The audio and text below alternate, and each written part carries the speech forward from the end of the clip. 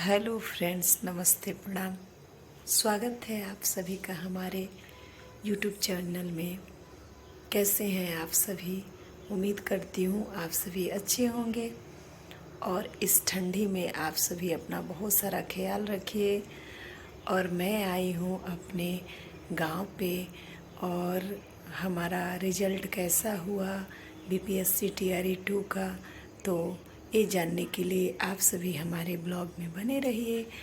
और मैं आप सभी को बहुत जल्दी बताऊंगी कि हमारा रिज़ल्ट क्या हुआ है, मैं पास हूँ या फेल हूँ।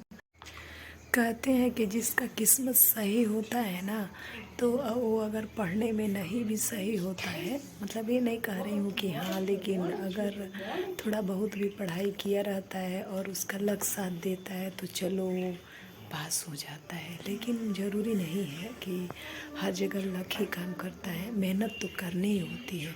कि सफलता पाने के लिए कड़ी से कड़ी मेहनत की ज़रूरत होती है। तो मैं भी ऐसा मुझे भी ऐसा महसूस हो रहा है कि कहीं ना कहीं तो हमारे भी तैयारी में कुछ ना कुछ तो कमियां रह गई।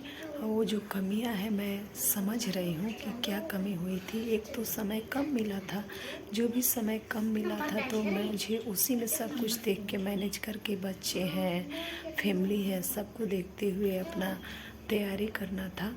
तो मैं उसी में सब मैनेज करती थी। और उसके बाद से मैं अचानक से गांव पे आ गई थी, क्योंकि मेरा कुछ डॉक्यूमेंट में करेक्शन करवाना था, तो उस वजह से मैं आ गई थी गांव पे। और गांव पे आने के बाद से भी एक और मेन रीज़न था कि हमारे वहाँ मेरे ससुराल में शादी था, तो शादी भी अटेंड करना ज़रूरी था। कहते हैं ना कि अरे अगर घर में ही शादी हो और नहीं जाओ तो फिर लोग क्या कहेंगे, तो ये भी देखना था। तो कितना भी करो तो थोड़ा बहुत तो डिस्टर्बेंस हो ही जाता है। और हमारे जो बच्चे हैं वो तो बहुत खुराफाते हैं, और बच्चों को एग्ज़ाम के दिन उनको साथ में ले जाना, उनको मैनेज करना, और मैं कहीं ना कहीं यही कमी महसूस कर रही हूँ कि अगर मेरे बच्चे को कोई अच्छे से हैंडल करने वाला होता मेरे साथ, तो शायद मेरा ये जो भी डिस्टर्बेंस उस दिन हुआ था, जिसकी वजह से थोड़ा सा मैं डिस्टर्ब हो गई थी। एग्ज़ाम के दिन मूड को एकदम फ्रेश होना चाहिए। एक तो एग्ज़ाम का प्रेशर रहता है, और जाने के बाद से वहाँ बैठो तो जो क्वेश्चन आता है वो भी लगता है कि ऑप्शन में ये भी सही है, ये भी सही है, ये भी सही है, बहुत कन्फ्यूजन रहता है। और बीपीएससी का एक ये चीज़ है कि उसमें 5-5 ऑप्शन है, तो वो तो और कन्फ्यूजिंग वाला था। उसके वजह से भी बहुत सारे क्वेश्चन गलत हुए हैं। तो कहीं ना कहीं कुछ तो कमी है जिसको मैं दूर करना चाहूँगी। और अब यही कोशिश करूँगी कि हमारा इस बार से ज़्यादा अच्छी से अच्छी तैयारी हो। और जो आगे अभी अगस्त में वैकेंसी आने वाली है, तो उसमें मैं फिर एक बार ट्राई करूँगी, तो उसमें हमारा सिलेक्शन हो जाए। और फिर मुझे क्यों बिहार में जाने का ये हुआ कि जाने दो, क्या करना है। तो बहुत ऐसे लोग होंगे जो कि कहेंगे कि देखो बिहार में ही जॉब करने के लिए वो कर रही है, और कह रही है कि बिहार में जॉब नहीं करना चाहती थी। तो मेरा ऐसा कुछ नहीं है कि बिहार ख़राब है, चाहे मैं भी बिहार की ही हूँ, लेकिन मुझे पहले ऐसा नहीं था कि मैं जॉब करूं बिहार में। लेकिन हाँ, अब मुझे लग रहा है कि बहुत लोग कहते हैं कि अरे इतना पढ़ के क्या की, अभी तक जॉब नहीं की। तो अभी मुझे लग रहा है कि अगर गवर्नमेंट हमको इतना मौका दे रही है, तो फिर हम क्यों पीछे हटे, हम दूसरे पे क्यों डिपेंड रहें। तो इसलिए मैं बोली, और मैं अभी यही सोच रही हूँ कि नहीं, अगर हमारी जॉब लगती है तो मैं करूँगी जॉब। जितना जल्दी और जितना आसान हम समझते हैं किसी चीज़ को हासिल करना या अपने मंजिल को पाना, वो उतना कठिन ही होते जाता है। बहुत दिनों से तो नहीं, लेकिन अगर मुझे गवर्नमेंट जॉब में जाना होता तो शायद मैं बहुत पहले से ही गवर्नमेंट जॉब में टीचिंग लाइन में होती, विशेषतः मतलब बिहार स्टेट में। लेकिन पहले से मुझे कोई बिहार में जॉब करने का लगाव नहीं था। मेरे मन में ऐसा कभी आ ही नहीं रहा था कि मैं बिहार में जॉब करूं और अपने फैमिली से अलग रहूं। तो पता नहीं अचानक से कितने सालों के बाद मेरे दिमाग में आया और मैं स्टेट का पेपर दी और फर्स्ट टाइम में ही मेरा पेपर क्लियर हुआ। और शायद अगर मैं मेरा 2019 का स्टेट क्लियर होता तो मैं TRE 1 में पास हो गई रहती, क्योंकि BPSC TRE 1 में जो कटअप बना था वो कटअप बहुत कम था।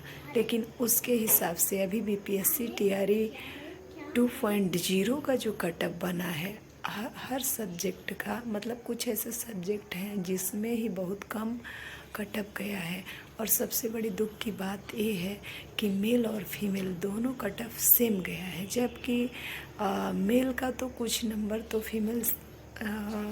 फीमेल का तो मेल से थोड़ा कटअप कम होना चाहिए, लेकिन ऐसा नहीं हुआ है हम लोगों के साथ। तो ये चीज़ हमको समझ में नहीं आई कि ऐसा क्यों हुआ है। ये तो आयोग की बात है और ये तो उन लोगों के ऊपर ही डिपेंड करता है कि हमारा कटअप इतना हाई गया तो उसका भी रीज़न है कि जिस सब्जेक्ट में ज़्यादा अभ्यर्थी थे तो उसका कटअप ज़्यादा गया, सीट कम था।